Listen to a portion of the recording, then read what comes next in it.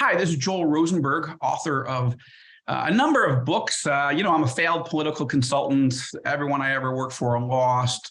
The last guy I worked for was Benjamin Netanyahu. I was on his comeback campaign in 2000. It took him 9 years to come back. Like, that's how bad I was in doing what I do. My guest, Don Bentley, hasn't had that problem, and we're gonna get into this. He's an amazing thriller writer, but that's like his third or fourth career. Okay, so we're gonna get into that in a second. First of all, Don, welcome, and it's great to be with you. Thank you so much for having me. And I have to say I am intimately acquainted with failure as well. I wrote 3 books that nobody cared about over 17 years. So if you don't count that, I'm an overnight success. Okay. Well, fair enough. I mean, I was aware of that, but you seem to have made up for lost time. Okay, so we're going to get into that. But yeah. So Don Bentley is a New York Times bestselling author, and that would be wonderful enough. If you're an aspiring writer, or you just love books in general or thrillers in particular, then you probably know Don Bentley, and you've probably read his work. If you haven't, you really need to. And we're going to get into the specifics of what he writes and how he got to this point. And but first, what's interesting is, okay, if you were just a New York Times bestselling author, this would be amazing, right? I mean, to be an author of thrillers at all is an exciting gig, and very few people get to do it. So to get to do it at all sounds wonderful. But that's not enough for you, Don. And again, we're going to go into your background in a little while, but I don't want to front load that. I want to start with how crazy your life is, okay? So you write the Matt Drake thriller series, and the House of 10, The Outside Man. You started with Without Sanction, amazing books, and now you've got Forgotten War, fourth in the series, right? Coming out in April. That's right, April 25th. Yep. All right, looking forward to that. And by the way, I should front load. I did blurb this book, and I loved it. And Don Bentley rocks. I wrote, this guy knows his stuff. His military thrillers are among the best in the business, and Forgotten War is as good as it gets. Intense, explosive, riveting, and absolutely unforgettable. So pause this video, go pre-order, or if this is out afterwards, then order, and then come back. Okay, welcome back. And all right, now that writing the Matt Drake series would be, we say in Hebrew, dayenu. This alone would be enough. Okay, Lord, you put one plague on the Egyptians when we were there, dayenu, but then you did 10, and then you parted the Red Sea and so forth. And that we say that to remind ourselves how amazing God is in all his blessings. So you have a major dayenu. You're a New York Times bestselling thriller writer, and you've got this incredible Matt Drake series. Aval, however, in Hebrew, that's not enough for you. So you got hired to write the Tom Clancy series, the Jack Ryan Jr. series, which if you were only doing this, that would be amazing. But this isn't enough for you. Like, 2 series would kill most people. Yeah, I'm having a hard time doing 1. But now, oh wait, there's more. And then I will let you talk. But first, I want you to laugh, because if you hear it back to yourself, it has to be a little odd and semi-ridiculous. So now you've been named just recently, last month or 2, the new author of the Vince Flynn series, the amazing Mitch Rapp series, which Kyle Mills, our mutual friend, has written for about 9 years after Vince tragically, sadly passed from this world. But Mitch Rapp lives on, first through Kyle, and then as he wraps this up, you're taking this over. Are you insane? Let's just start with the first question to you. I feel like, so first of all, I have to thank you for your incredible blurb, and I should pay you by the word for that one, because it was phenomenal. And I might have shown it to my wife 3 or 4 times. I'm like, look what Joel said. Look what Joel said. And while I also appreciate you listing my exploits, you're giving me way too much credit, because that implies that there was a plan. The major thriller franchises of our age have said, and next you're going to be doing Star Wars, I know, and probably taking up this other, I don't know, the Jason Bourne series. But anyway, just one step at a time. But seriously, I'm not giving you plaudits you don't deserve. Well, I appreciate that. I think where you're giving me way too much credit is that you're implying there was a master master plan that allowed me to do all of this. And you and I were talking a little bit about writing and the craziness of it before we started recording. And I really feel like writing, much like any other profession, but more so for writing, a huge part of it is just showing up for work every day. And one of our mutual friends, Mark Graney, he and Brad Taylor both, but Mark, especially because of his history with the Tom Clancy series, has been a tremendous mentor to me. And he said, when I was looking at potentially doing the Tom Clancy series and trying to figure out, most of the time with writing, the work is there before the money is. And so you have to decide, are you going to bet on yourself? Are you going to go all in on this? How are you going to try and manage it? And he kind of relayed that same thing to me. And he said, you know what? I had to get to a point where I said, am I willing to bet on myself as a writer and say, I'm going to keep showing up every day. I'm going to keep turning out a book a year, or maybe more a book a year, and hope that the industry notices that. And it worked out really, really well for him. And in addition to being a fantastic writer and one of the nicest guys in the business, Mark still to this day writes at least a book and a half or 2 books a year. And so when the opportunity came for me, was when I turned in my second Matt Drake book, which is called The Outside Man. And I was fortunate enough that my editor, who's now my editor, I'm working on my 8th book with him, Tom Colgan, is also the one who manages a lot of these franchises. And he gave me a shot at the Clancy one. And it was, I think part of it is just knowing, hey, can you actually produce what you say you're going to produce in that timeline? And it's hard work. And we had to, for a time, kind of rearrange our family around it. We actually had a family meeting when I got the opportunity to write the Clancy, because at first I was going to say no. And my wife's like, you have to say yes. And I'm like, okay, but that means no life for the next year or so, because it wasn't at that point. I suddenly had this image, though. I have to say that when you say family meeting, it makes me think of What About Bob? Do you ever see the movie with? Yes. All right, family meeting. No one is to let Bob into this house. Understand? Okay, family meeting's over. And it was almost like, because I was looking at it more from the more conservative sense of, hey, this doesn't make financial sense at this point. I still have to keep a day job. I had at the time, I have 3 kids. 2 of them are in college now. One's in high school, but at the time they were all home. And I was like, there's no way I can do this. And my wife was like, there's no way you can't do this. And here's what we're willing to try as a family for a year so that you can do it. And so all of my kids weighed in. Or like, Dad, you didn't know if it was going to be. Yeah. I mean, it was just road testing you to see if it could work. Exactly right. It was just for a 1-book deal at the time. And to their credit, I think, Josh Hood as well, and who writes the Bourne series and such. And when he got asked to take over one of the legacy things, he said, it's kind of like your dad tossing you the keys to his favorite Corvette, and you want to take that sucker and drive it as fast as you can, but you want to come back without any new dings on it. And I didn't want to be the guy who single-handedly wrecked the Clancy franchise, right? And so they're kind of guarding their franchise as well by giving me 1 book, which I would do in their situation. So yeah, it was very much hey, this is an inflection point in my career as a writer. And am I going to do the safe thing, or am I going to do the crazy thing? And thanks to my wife, I did the crazy thing, and now more crazy things have been offered, and it's been an incredible ride for sure.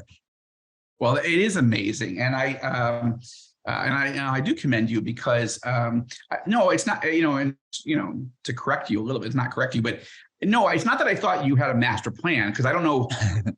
I mean, you are, those of us who do this, we make things up for a living. So yes, right. By definition, we have a furtive imagination, but I don't think that anybody would think, I want to write my own series and I want to be the point man on 2 of the legendary franchises in the world, partly because of the workload, partly because you don't want to crash and burn and everybody go, oh, okay, whatever. But also, but then you have to have 3 really good ideas. You can't, that could be your whole series. But now you have to. So in a moment, I really do want to get into your history, because you didn't come to thriller writing the way most of us did. Although I think there's a growing number of people that do have military or intelligence backgrounds, but still, how do you or how are you going to? How did you navigate with 2 series, and how do you plan to navigate with 3? Do you do anything else in your life? Yeah. So again, I'm going to go back to Mark Graney has allowed me to text him more times in the middle of the night or at odd hours saying, this was a mistake. What was I thinking? And he'll get on the phone with me and kind of talk me down a ledge. And one of the things that he told me early on is, and Brad Taylor, the same thing. Brad Taylor didn't write 2 series, but in his starting career, he wrote 2 novels and I think 2 novellas a year. And he was still working at the time. And so one of the things that both of them echoed to me is that when you're writing multiple series, don't ever take an idea and say, I'm going to hold on to that for the next book. And he said, you have to, like, if it comes to you now, it's something you're interested, explore that idea and trust yourself that you'll find something that's just as compelling when the next book comes. And so that's worked pretty well for me so far. Now, my editor, Tom Colgan, is incredible. And so when we got to the point where, so this year, like I said, I have 3 different books coming out. I've got Forgotten War that comes out on April 25th. And then in May, I think it's 23rd, Flashpoint, which is a Clancy book, comes out. And then in August, my second Clancy book of the year is going to be called, I think, Weapons Grade, and comes out. But the way that all happened is Tom Colgan is my editor for both of those series, and he knew this was coming. He said, there's going to be a point where they want you to release 3 books. So what we'll do is get you on a schedule now where you're writing a book every 5 months. And so that allowed me to have this period where 3 different books. And so he has really been masterful, and having the same editor for both series has been incredible. Now for the Mitch Rapps, I've never met Tom, but he's legendary because yeah, he also knows all of this. He knows literally and figuratively where the bodies are buried, and so you would need, I guess, is that you would need someone like that to make sure, both in terms of character, decision making, and tone. Yes. But also, where does this story fit in the whole pantheon of the arc of the series? And somebody's got to keep an eye on that, because it'd be easy to get, I think, myopic and think this is a really great novel, and then your editor go, sure, but it has nothing to do with either Jack Ryan or Mitch Rapps, whatever. I mean, with your own series, that's different. But now you're working with legendary franchises. Yeah, absolutely. One of my best friends who's a writer was a Golden Glove boxer, and he told me once that the reason why you have a referee in a boxing match is so that you as a boxer never have to worry about hurting the other fighter. You can concentrate on nothing but fighting and go as hard as you possibly can. And it's the referee's job to make sure nobody gets hurt and pull you back. And so working with Tom has been like that, where now that it's our 8th book, but even very quickly, I realized I could trust him completely. And so when I write the first draft, I go all the way to the wall on it. And I know that he's going to be the guardrails to kind of pull it back. And if it doesn't fit a convention, if it doesn't fit a tone I've done something for, my very first Clancy book was called Target Acquired. And it was the first time I went from writing my Matt Drake character, who heavily influenced by Nelson DeMille's John Corey. He's kind of a witty first-person protagonist, to writing that iconic series that's very different in tone. And so there were a couple instances in that where Tom, gave me some scathing editorial feedback, and he said, this is not what Jack Ryan would say. This is what Matt Drake would say. Fix it. And so he's done that really, really well. But as a writer, it gives you... There was a scene where you sort of think this was...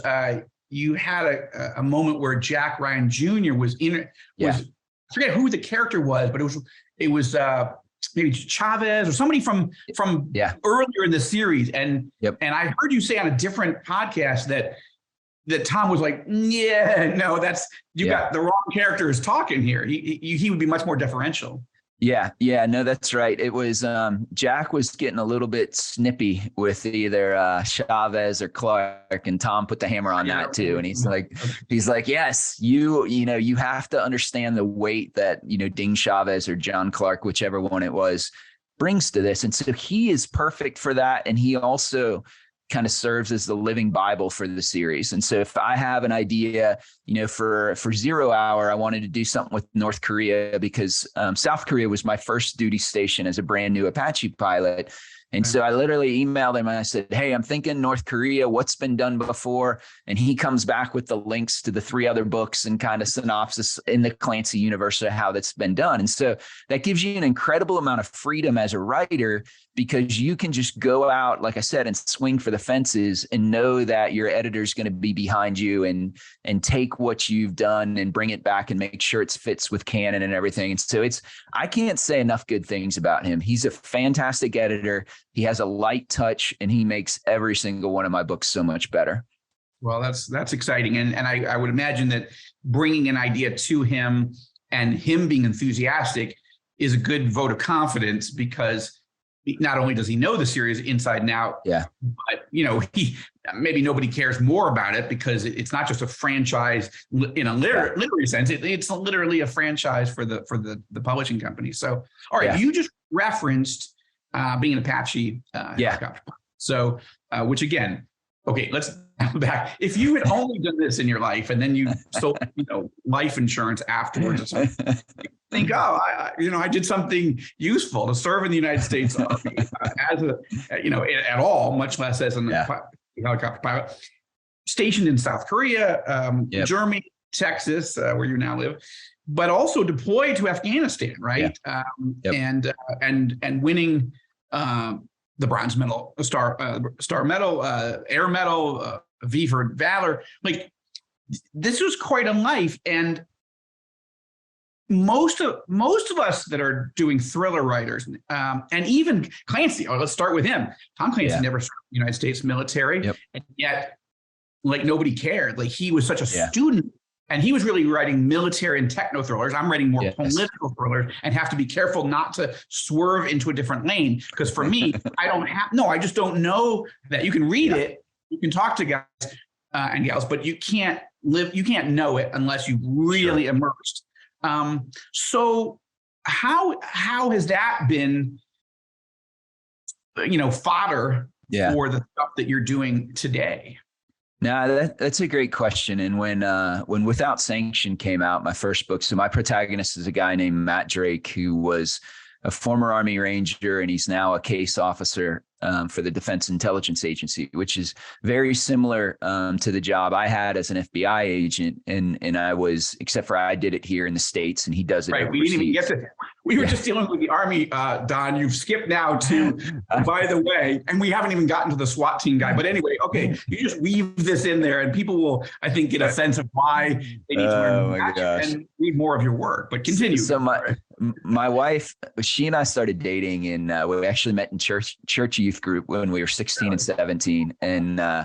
And so we dated for 6 years before we got married, and have been married 25 years. And so she is very adept at remembering me when I was a 17-year-old knucklehead. And so what she prefaces all these conversations with is that I just couldn't figure out what I wanted to be when I grew up, which I think is actually very true. But going back to your question, I think, so when Without Sanction came out, I had a radio interviewer who said, "Are you Matt Drake? Are you your protagonist?" And I said, I am absolutely not him, but I've stood in the same room with men who could be. And I think that has been for me, when I got out of the Army and then the FBI, I've worked for about the last 10 years for different companies that made technology or marketed technology primarily to the special operations and the intelligence communities. And so what that allows you to do is my customers were basically folks who could be characters in my books. And so you get to just sit there and listen to stories and kind of immerse. I've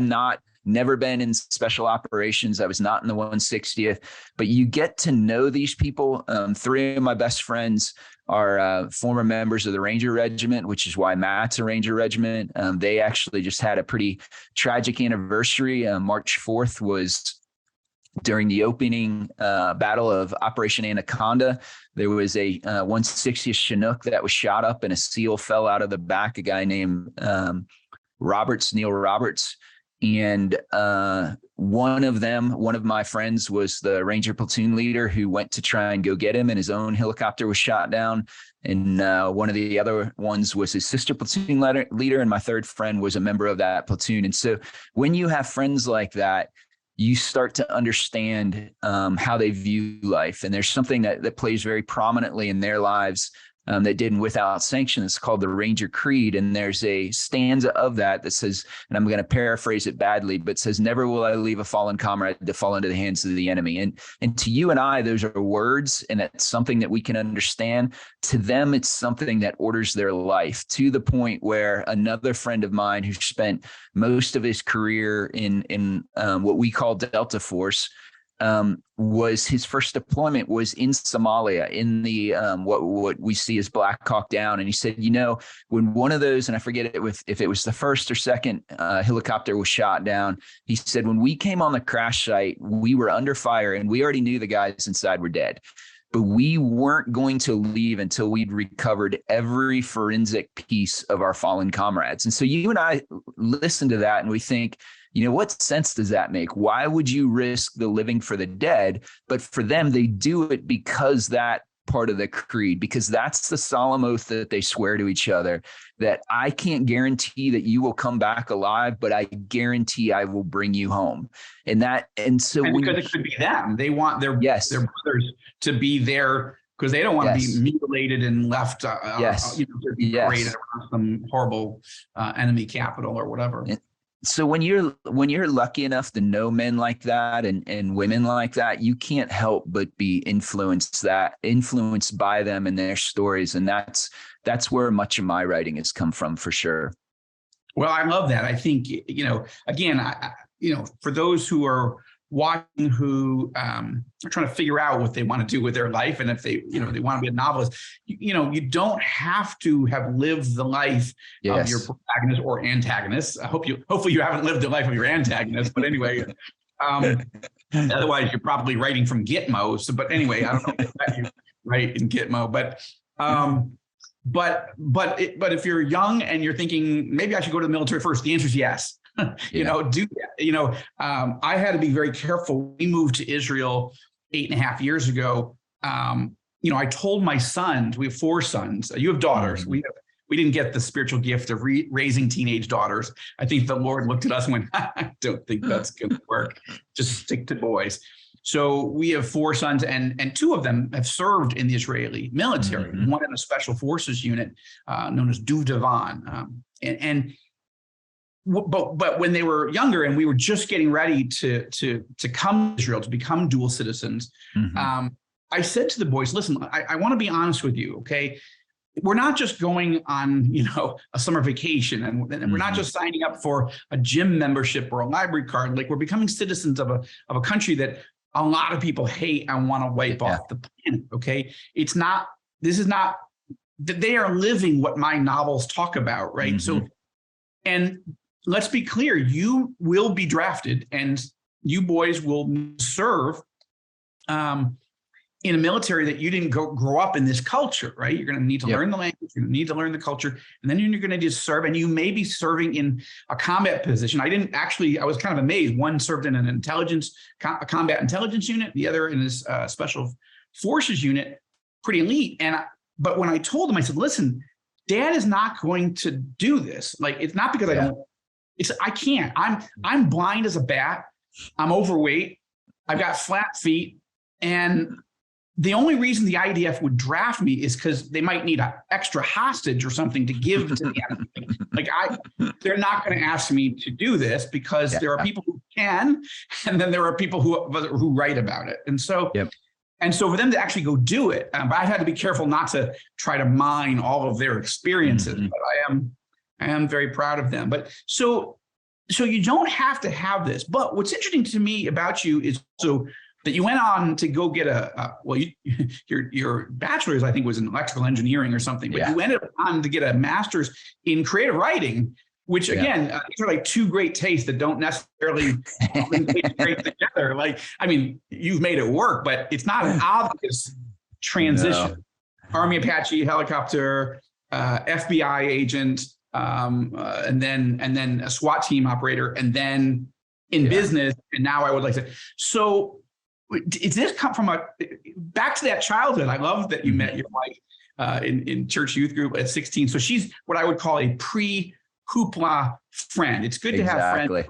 They're not mesmerized by, she's not impressed. That's right. That's good. That's, it's very good. But were you a storyteller as a kid? Where did this emerge? And how did you know that is what I'm going to go try to put all my chips on, I'm 12, or whatever. I mean, how did you get there? Yeah, so I think both things, the desire to serve and the desire to tell stories probably happened at the same time. I mean, I grew up when, my earliest memories of a president was Ronald Reagan. And I remember the Cold War, and I remember, the Berlin Wall falling, and remembering, I like to joke because I'm the first member of my family who served voluntarily, but my grandfather was drafted for World War II and my father for Vietnam. And I just had this tremendous desire to serve. And so even when my wife and I met, she knew then, I knew then that I wanted to go in the Army and wanted to do that. From a storytelling perspective, even as a kid, I remember watching a Star Trek episode and thinking, man, it would be cool if it would have ended differently. And then I would kind of write how I would have done it, or, written, I guess you call it kind of fan fiction stuff now. And I had a fantastic English teacher. Her name is Jill Easter, my senior year of high school, for AP English. And we had some assignment to write that was basically, write a scene or write something with conflict. And when she handed the paper back, on mine, she'd written like, "Come see me." And I was like, oh my goodness, what have I done now? And she pulled me aside and she said, "You could actually do this. You have what it takes to be a writer." And so it provided a tremendous amount of encouragement. And so I took that encouragement and went to the Ohio State University and majored in electrical engineering, as all good writers do. And I say that a little bit tongue in cheek because I think certainly I got to eventually tell stories for a living, but very few writers get to do that. Very few writers can actually make a living writing. And man, it's a whole lot easier to scribble stories in your off time when you have something else you can pay the mortgage with than if you're trying to be a writer full time and you're going through those early learning phases, pains and stuff. And so she, it was awesome. I actually tracked her down when Target acquired my first Clancy book, hit the New York Times bestseller list, and I sent her a copy, and I'm like, "You did this." And she's retired now. I call her Grandma Easter because I don't really have pacing yourself, Don. I mean, I'm practically dead, and you're just, I'm finally coming around to listening to my teacher. Like, so she it was amazing. She's retired now, and she still lives in the Ohio area where I'm originally from. And so on my last book tour for Hostile Intent, she came, and so we got to introduce her to the crowd and everything, as the teacher that told me I could do it back then. And so it was I wrote my first two books while I was still in the military, and neither of them were good enough to sell at the time. And so I fortunately had the GI Bill, and I could go back and get an MFA, and it was a great low residency program where you do it. But people all the time come to me and say, do I need a degree in writing? Do I need an MFA? And I tell them, absolutely you don't. What you do need is there are some fundamentals about how to write a novel, what the 3-act structure is. And you don't have to learn that in school. You can learn it through reading some great books, and you can learn it through a Writer's Digest online class or something, but you don't need that in order to be a writer. In fact, many of my, Brad Taylor, Mark Greaney, many of my favorite writers and co-friends don't have that, but it was something I had the luxury to do at the time. What I tell folks, and interested to hear your thoughts, is that dollar for dollar, I think the best place you can put your money is a great writers conference, because if you go to like Thriller Fest, is what I've gone to over and over again, there are writers there who are actually making their living doing what you want to do. And there are editors there are agents there. And they offer great classes and stuff. And so I feel like you get kind of that whole package. And so I don't mean to imply, like I said, there isn't some amount of learning. There's a great deal of learning you have to do and how to get better at your craft. But I don't think you have to have a degree in writing to be successful either. Well, I agree with that. Yeah, yes, 100%. And I think, in my case, I went to film school I would, but at the age of 8, two major things happened in my life. I came to faith in Jesus Christ, which was pretty dramatic coming from a Jewish background. I didn't know any Jewish people who believed in Jesus and hadn't met any and hadn't even heard of any, but that was a big deal. But also that same year, my mother bought me a little Super 8 movie camera, and I just got excited about, I want to tell stories. I really turned out not to have any skills growing up. I'm not, I'm like one of the few Jewish people in America that didn't get the financial gene. So I didn't, I'm not your stockbroker or your hedge fund manager. I'm not a doctor, a lawyer. Yeah. All the good Jewish jobs I didn't really get. So I had to come up with something. Politics didn't work. For me, I wanted to tell stories, but for me at the time, I didn't really think that,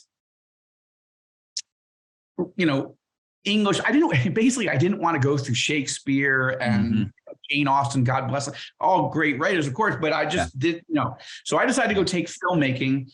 And, I'd grown up, I didn't love literature. My mother was an English teacher, but I loved novels. I loved Ian Fleming. I loved Robert Ludlum. So I decided I want to make movies, yes, or screenplays, but what I'm going to go to school for is storytelling visually. And then I couldn't make a living at that, so I went into politics and failed at that completely. So, but that's an odd way to get into this. But basically, and I've admitted this to Ryan Steck, who's, I think one of the things he has done is pull together a community by having The Real Book Spy finally be like the place to go to like read the reviews and track with the details. And so that is a great place. But I did admit to Ryan, and he was kind of floored. I growing up, I didn't really read that many novels. Certainly not in my professional life, because I didn't have time. I was reading history and current events, and I had the opportunity to work for some really remarkable political leaders, including Netanyahu, who love him or hate him, the guy is an action figure. Like he was a special forces commander in the most elite units, Sayeret Matkal, and his brother was more amazing than him. And then being a prime minister of a country that's threatened with annihilation like every day of the week. So he was an interesting guy to study and try to imagine how would you deal with threats the way the threat he described. So anyway, all that to say, people come at this all in different ways, and people shouldn't get locked into, I can't do it because I didn't do X or I didn't do Y. But I want to get into your book because we're way over, except that I'm enjoying this conversation. So me too. Let's talk about the book that's coming out, Forgotten War. And I want to talk, obviously we don't want to give it away, but I would like you to talk about Matt Drake. For those who aren't here, like set him up. Who is he? Where is he from? What does he want? And what are the major obstacles in front of him? Because obviously you're writing other characters that you love, but at your heart, this is the character that you have made uniquely.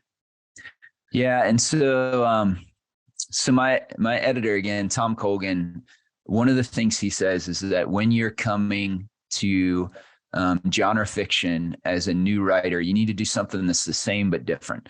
So I'm never going to write a better Joel Rosenberg book than you. And so I can't try and copy your style, but if my book's shelved next to yours, the reader has to understand why. So, okay, it belongs there, but it's not the same as Joel's book. And I think part of the reason my first 3 books didn't sell is I hadn't figured that out yet. And so when I came to write Without Sanction, I'd spent all these years among people you called BB an action hero, which I agree with. By the way, I started when he was doing his press for his new book. It was incredible. And I'm like, I gotta get this book. And I don't usually buy biographies, but I hung out with enough folks who could have been action heroes to be able to make Matt Drake in a way that reminded me of them, but also, a friend of mine, Nick Petrie, writes the Drifter series, and he's a phenomenal writer too. And he said, in the very best books, the author's trying to work something out for themselves in the pages of that book. And it's a lot of times it's something that scares them or keeps them up at night or they anguish over. And so Matt Drake is a former Army Ranger, because many of my friends were former Army Rangers. He's the case officer for the Defense Intelligence Agency, because it's a very interesting agency that has a similar mission set to the CIA, but is run through military channels. And so there's a lot of conflict baked in between the CIA and DIA, competing for resources and turf wars. And I thought that would be a great one that people haven't done before. And I could really leverage that sense of conflict and bring it in. And then when I built Matt as a person, when you see him in Without Sanction, he is crippled from mentally crippled from an operation that went sideways in Syria that resulted in serious PTSD, right? I mean, yeah. Yes. Yep. Exactly. That he has PTSD from. And so for me, when I was writing Without Sanction and was finally brave enough to kind of confront some of the things that I was dealing with in Afghanistan, there was an operation that I was a part of that went tragically wrong.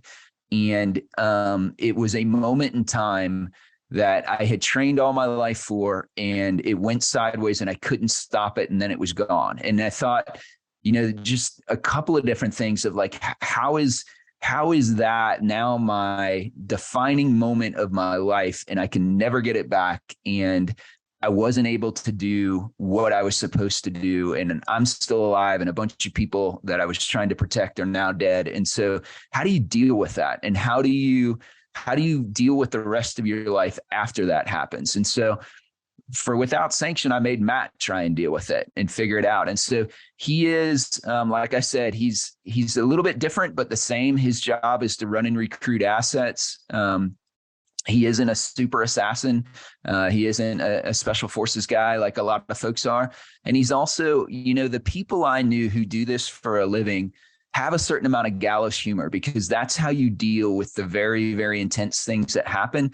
And I didn't see that reflected in a lot of books. And so Matt I do not know how to be funny. When I meet people, they're like, "You're funny?" Because I'm not getting that from your books. I'm like, yeah, unless you think my books are ridiculous, and then you might think they're funny. No, you actually have found a way to weave in humor.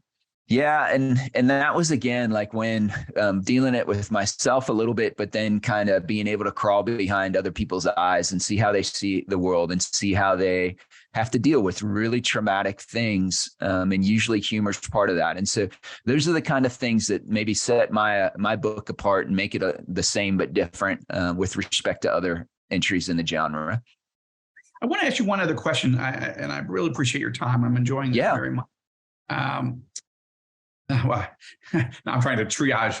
Just one, really? Okay. Well, I'm curious. I guess I'm gonna fuse this into one, and that's a way of getting to ask you two questions for the price of one. I want to ask you if faith plays a role in your own personal life and Israel, because you mentioned, I forget if we were talking before. I think it was before, but you had a Jack Ryan Jr. novel. I think your first one was set here. Tel Aviv, and you said that Tel Aviv is one of your favorite cities, and I'm not a big fan of Tel Aviv, but I'm more of a Jerusalem guy, but that's just me. But it is an amazing city. But so I'm just curious, because we're coming up on the 75th anniversary of the rebirth of the state of Israel, and I'm just curious. So let me just open that as a free, sort of softball. But I'm curious because I'm trying to get to know you a little bit more. Sure, absolutely. And those two things are definitely related. And so I'm absolutely a believer. I came to faith as a very young child. I was probably 7 or 8 years old. And I think with a lot of folks who are Christians or evangelicals in particular, you look at the state of Israel with a sense of reverence, because those are God's chosen people. And so for me, that actually... the Ayatollah has chosen us. Hitler's chosen us. A lot of bad guys have chosen us. But anyway, I'm glad that God has also. Exactly. And for me, that was just a place I'd read about until about 10 years ago. Like I said, when I left the FBI, I got to go work for a small company that had been formed by a couple of veterans from the Ranger Regiment. And what we did was take technology. Specifically, if say you wanted to design a robot that special operations folks were going to use, we would provide the voice of the customer input during the design phase. And then we would be the ones who did the training for the customers. And then if it deployed, if it went to Iraq or Afghanistan or whatever, we would send folks to go and do it. And so Israel very much has a deserved reputation, Tel Aviv especially, of being, the Silicon Valley of the Middle East, or frankly, the rest of the world. They're incredibly ingenuitive people, and even more so from a defense application, because the cycle time for a product can be shortened in Israel, because you literally have people who will show up at your door and say, I need this for a mission we're going to do tomorrow. And you give it to them and they take it out in the field and they come back and tell you what worked and didn't. And so my Israeli friends say the IDF is your best and worst customer. Best because they're going to take it and use it and break it and tell you what's gone wrong. Worst because they usually want it tomorrow and they don't want to pay for it. And so so it's part of that. There were a number of Israeli companies who were marketing technology to the US. And so they used us to do that. And so I got to be friends with a number of fantastic Israelis. And the other thing, you alluded to it with your son, something that sets Israelis apart as engineers and designers is every one of them has served in the IDF. And so they have a warrior's mindset. They understand, even if they're not serving in a combat unit, they have Israel. My Israeli friends, describe Israel as one big dysfunctional family. Like everybody, right? Or there's, the 6 degrees of separation. And so even if you're not serving in one of the combat arms unit, you have a relative that is, or a friend. And so the amount of commitment that Israelis put into designing that technology is exponentially more even than Americans, because they know their sons and daughters or brothers or friends are going to go use that. And so it was an incredibly great synergy where the Israelis would design and refine this piece of tech, and then we would serve as the American voice that introduced it and explained it to the customers. And so I got to do that for a number of years and got to go visit Israel a couple of times. And it is the Israeli people. I told my wife, and I say Tel Aviv was my favorite city in the world. I didn't get to spend a lot of time in Jerusalem, so maybe I'm shortchanging Jerusalem. But just the Israeli people in general. One day when you've got a half a day between writing 3 novels a year, try to slip in. I would love that. My wife hasn't been yet. My wife hasn't been yet. And so I promised her we're going to go together, because the Israeli people are friendly.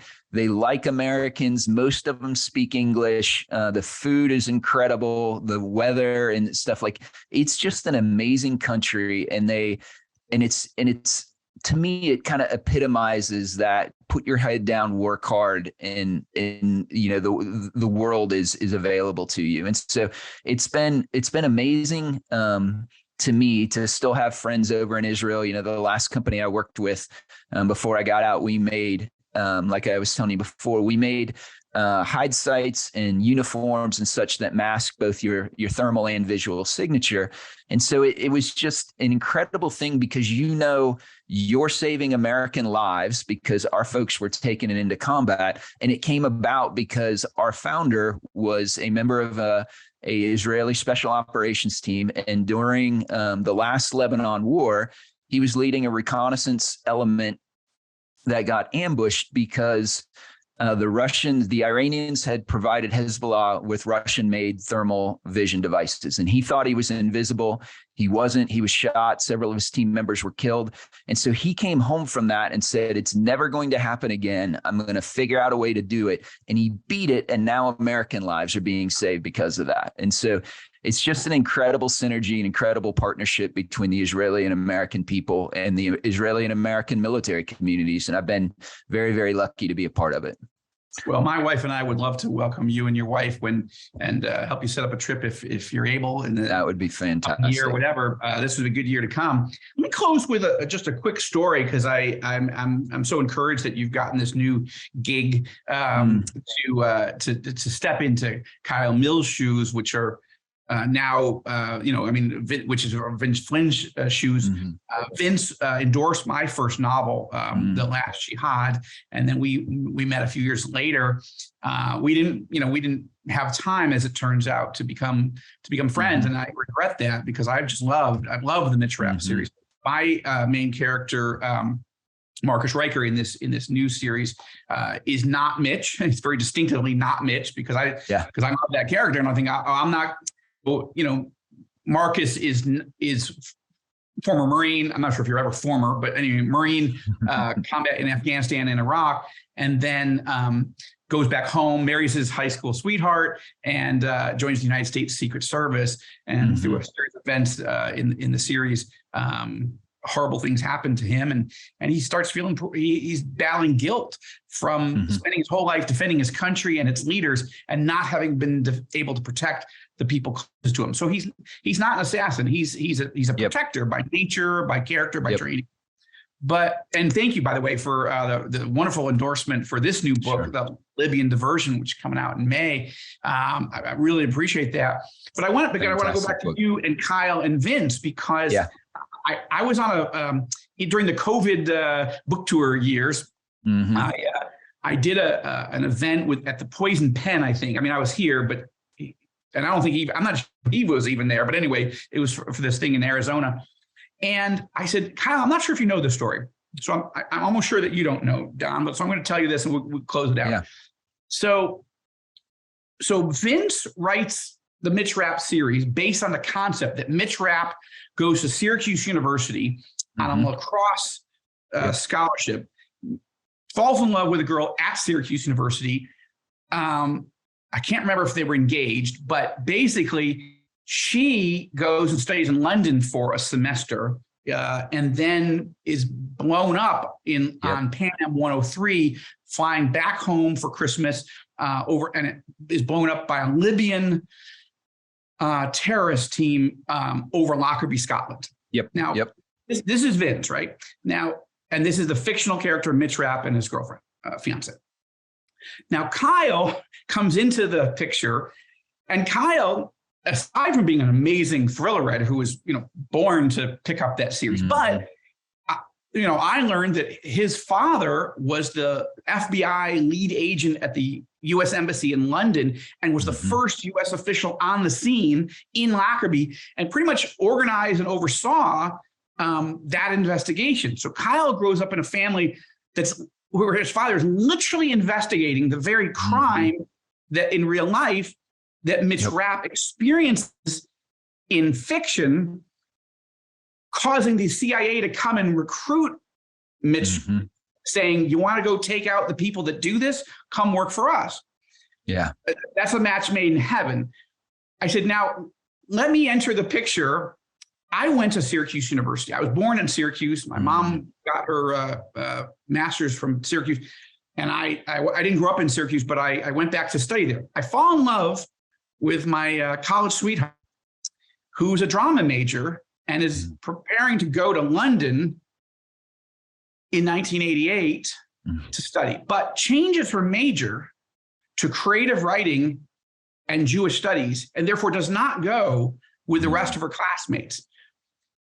Just before we go home on Christmas break, December 1988, we get the news that Pan Am 103 has been blown up and killing friends of ours in real life. Oh my goodness. And this traumatizes the whole campus. It traumatized those of us who lived it. And this, it sort of becomes the seed for me in real life of being very, very interested in radical Islamism, in terrorism, in the threat that radical Islamism poses not only to the United States, but to Israel and other allies in the region. And okay, I go into my failed political career, but end up writing a novel called The Last Jihad. The first page puts you in the cockpit of a hijacked plane, coming in on a kamikaze attack mission into an American city. And I write this 9 months before 9/11. And then here I am on this, and so like this is a weird convergence. And now add Don Bentley into this. And even though I didn't really think about it coming into this, but one more twist here, that terrorism, came out of Libya, right? And so my new novel is called The Libyan Diversion. I don't think that was all conscious. I mean, that's a long time ago, but I'm just saying, I think somewhere in me still cooks this thing that, to me, this is not fiction. This is the thriller equivalent of being Paul Revere and warning people, listen, these make interesting novels and movies and streamer series, but this is real. And it's not just radical Islam, it's China, it's Russia, it's Korea. This is as real as today's headlines, and we can kind of not pay attention to it, but we do so at our peril. And I'm grateful for you and for Kyle and for others, Brad Thor, the whole Mark, the whole universe of people, that, because I think people learn often much more by being entertained.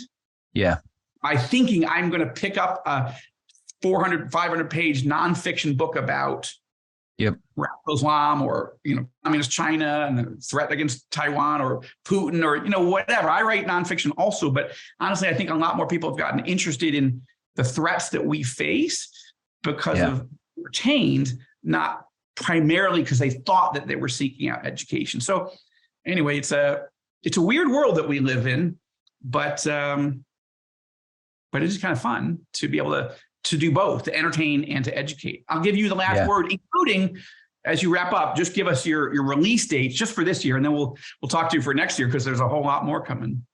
Yeah, absolutely. And I think that's right. And I think that's one of the, people talk about thriller writers or good thriller writers beating the headlines or trying to replicate the headlines or figure it out. I think what we do really well, as writers in this genre, is to be able to look at the world and anticipate where things are going. And it's not, hey, I want to predict that it's happening. It's being able to look at a problem set and say, here's where I think this is going to happen, and then we imagine in the worst case, right? And we write about it. And so I think absolutely it helps drive, sometimes even, Tom Clancy obviously wrote about a jet airplane full of fuel crashing into into the White House, right? Or into, exactly. And the U.S. Capitol, right? The U.S. Capitol, that's right. And long before September 11th did. And so I think doing that, if you can do it through entertaining, but also say, hey,